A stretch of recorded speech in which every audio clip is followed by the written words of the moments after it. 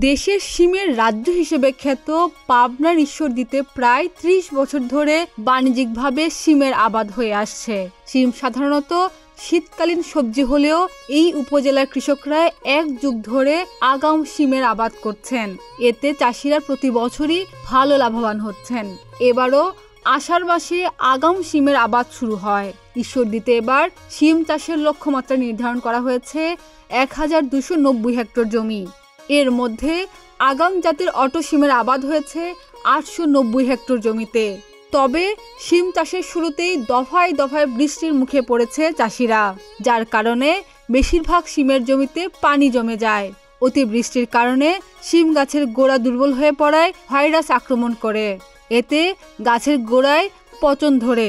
এছাড়া গাছের পাতা বাদামি ও হলুদ বর্ণ ধারণ করে পাতা ঝরে পড়ছে এবং শিমের লতা ডগা কুঁকড়ে যাচ্ছে। ফলে বাধ্য হয়ে চাষিরা কুঁকড়ে যাওয়া শিমের লতা, পাতা ও ডগা কেটে দিচ্ছে। অধিকাংশ আগাম শিমের জমিতে এখন ফুল ফুটেছে। কিছু কিছু জমিতে শিমের ফলন শুরু হয়েছে। অতিবৃষ্টির কারণে শিমের ফুল ঝরে যাচ্ছে।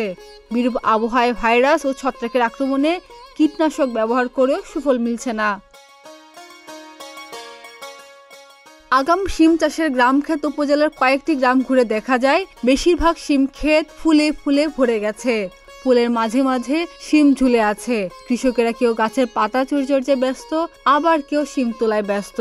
এসবের মাঝে কৃষকদের সবচেয়ে বড় দুশ্চিন্তা শিমে ভাইরাস ও ছত্রাকের আক্রমণ।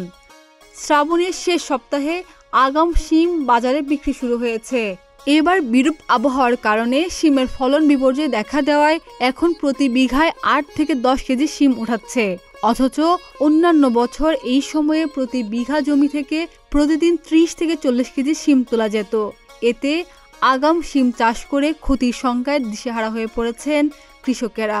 রোগটা দেখা যাচ্ছে, রোগ হলিবারে ফলও ধরবে কম, বিক্রিও হবে না। ৪ ভাগের ১ ভাগও এখন হয়তো নিবে, দামের সময় এক সময় নিবেই না। হলুদের কারণে আমার প্রতিদিন এই গাছ ভেঙে ফেলা হচ্ছে। এই গাছ আমাদের ফলন গাছ হবে না, গাছ কম হচ্ছে আর কি। এই ফলই ধরে না, এটা ফল ধরবে না। অনেক ক্ষয়ক্ষতি হচ্ছে। ভাইরাসের বিষ যদি না বাড়ায় তাহলে আমরা অনেক ক্ষয়ক্ষতি হবে।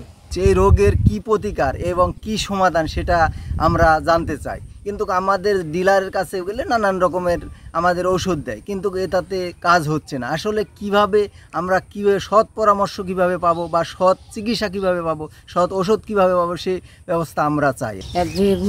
ঝুঁয়ের মধ্যে এই যে ভাইরাস প্রত্যেকদিন সকালে আসি এইগুলো কিলি ফেলানি লাগে।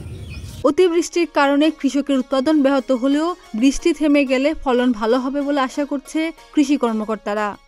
ঈশ্বরদী উপজেলায় ৮৯০ হেক্টর জমিতে আগাম শিমের আবাদ হয়েছে। আপনারা জানেন ইতিমধ্যেই শিম হারভেস্ট শুরু হয়ে গেছে। কৃষক দাম ভালো পাচ্ছেন এবং উৎপাদনে ভালো হচ্ছে। এই শিম অত্র উপজেলার চাহিদা পূরণ করে ঢাকাসহ সারা বাংলাদেশের বিভিন্ন জায়গার চাহিদা পূরণ করতেছে। অতিবৃষ্টির কারণে কৃষকের উৎপাদনে একটু ব্যাহত হচ্ছে। আশা করা যাচ্ছে বৃষ্টিটা থেমে গেলে আরও কৃষক লাভবান হবে। ধন্যবাদ। খাদিজা নিপা, প্রতিদিনের বাংলাদেশ।